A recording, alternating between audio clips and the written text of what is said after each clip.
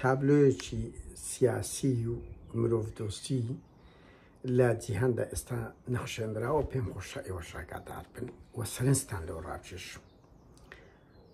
لە حوتیدەوە کاتی حەماس هێرشی کردە سەر ئیسرائیل بەشش سەربازیەوە لە ڕووی شەڕ برێم دی ئەوەوە هەیە ئەوەی سەربازیەوە وارێدا دەچی ئیسرائیل دەگری دەکوژی جوندی منتیقەی دەگری ئەوە ململانەیە، بەڵام ژوندگرتن و منداڵ و ئەو شێوە مامەڵەیان کرد شتێکی بەربەری بوو. بە هەر حاڵ لە بەرامبەر ئەو تاوانە لە بەرامبەر ئەو کارە ئیسرائیلەکان زۆر بەواشیگەری لە حوتیدەوە تا ئێستاکە بەردەوامن لە جەریمە، یعنی 110,000 کەس 110,000 کەس شەهید و بریندار بووە، 2 ملیۆن ئاوارە بووە، بوار نادەن خەڵک لە برسا ئەمرێ مناڵ یعنی کارەساتە. ئەو نمونانە هەستی مرۆڤدۆستی لە جیهان خراپ تەکاندووە. وەرە سیر بکە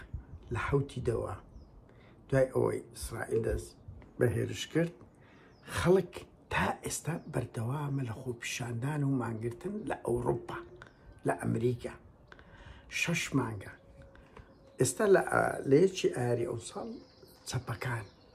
زۆربەی خۆپیشان لە زۆربەی ئەوەی یەکی ئایار دروشمی سەرچیان پیشگیری لە خەڵکی غەزە و دژایەتی ئیسرائیل بوو. لە ئەمریکا هەفتەیەک زیاترە بەر لە یەکی ئایار هەموو 50 زانکۆی هەرە بەناوبانجی ئەمریکی مانگرتن و خۆپیشاندان خێمەیان لە ناو زانکان هەڵداوە، بە سەدان کەسیان دەستگیر کراون لە پێناوی خەڵکی فەڵەستیندا. ئەو خەڵکەی ئەوروپا و ئەمریکا 180 زیاتری ئۆتۆماتیک لەبەر ڕێژەی مەسیحی لێرە زیاترە، ڕێژەی مەسەڵەن موسڵمانی تێدا کەمە، هەر بۆ خۆی ئۆتۆماتیک وایە. ئەو خەڵکانن چەپ پێشکەوت خواست ویژدان دۆست و مرۆڤ دۆستەکان ڕێکخراوە جیهانەکان تا دەگاتە بەدەیان هەزار هاوڕێگەز خواست دیفاع لە خەڵکی فەڵەستین دەکەن، دیفاع لە خەڵکی فەڵەستین دەکەن هاتینە سەرجادا. بەڵام ئەدی 22 دەوڵەتی عەرەبی، ئەدی 58 دەوڵەتی ئیسلامی، ئەدی ئەو 1 ملیار و نیوەی ئیسلام بازەکە، ئەدی ئەو دەیان هەزار ڕێکخراوی ئیسلامی هەر 1-2 مانگ کردیان هەموو دانیشتینە. تورکیا ئەو هەندە زمانی لەسەر مافی فەڵەستین ئەو بوو، ئەو ڕۆژی خوێنمەوە ئەیگوت تورکیا بڕیاریدا ئەگەر کۆمەکی مادین کۆمەکی خۆراک و شت نەگاتە فەڵەستینەکان بایکۆتی برم لاقی تجاری لەگە ئیسرائیل ڕادەگرین. بەڵام ئێران کە دوای ئەوی لێدرا ئەوجا هاتە سەر ئەوجا هاتیە لەگەڵ ئیسرائیل ئەوە دەکات. بەڵام جنوبی ئەفریقیا چوو دۆستەکەی بردە دادگای لە های جنوبی ئەفریقیا چوو وەی کرد کە وڵاتێک ماندێلایە. لە کوردستان هەمان فلیمە، هەمان فلیمە، وەرە سیرکە پارتی قورئانی سوستان لە بارەگای یەکگرتووی و ڕیشی مەلا دەستێنی مزگەوت ئیهانە دەکا، بە هەزارانیان دەگری، دەیانی وەکو مامۆستا ئیسماعیل سووسێ دەگیرێ، مامۆستا وشیار تیرۆ دەکرێت. ئێمەمانە دەبێ بچین دیفاع بکەین. ئەوانی تر یەک قسە ناکەن، یان ئەو پەڕی ئەگەر بە دزی بە فەیکێکیان جارێک دووجار شەڕە قورسەکە لە بۆ ئێمە مابەوە شەڕیان بکە، بەڵام ڕخنەیەک بگرە ئەوەیەک بکە 1000 کەس جوێن دایک خوشک مەسەڵەن جوێن دەدەم. من ئەوەم لە هەندێ نییە کە بڵێم ئەو حاڵمەتەی کرا، ئەم بۆ خۆم یعنی ئەزمونم هەیە لەگە پارتیەکان لەگە یەکێتەکان مەسەلەی دیموکراسی قورسە، خاستەن لە ناو ئیسلامیەکان یعنی قبول ناکەن شتێک بیت دەی بەنە سەر ئیسلام و کافر و بەس نمونونەکەم بەس لە هەندەیە سەیکە مرۆڤ دۆستی چەند بەرزە لە ئەوروپا و ئەمریکا سیستەمەکان لەگەڵ دەوڵەتی ئیسرائیلن، بەڵام گەلان خەڵکە ئازادی خوازەکە لەگەر مرۆڤایەتی چەند جوانە ژیان بە مرۆڤایەتی ئەو بێ کە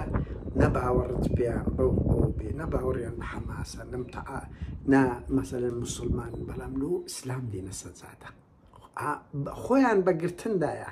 ژیانی خۆیان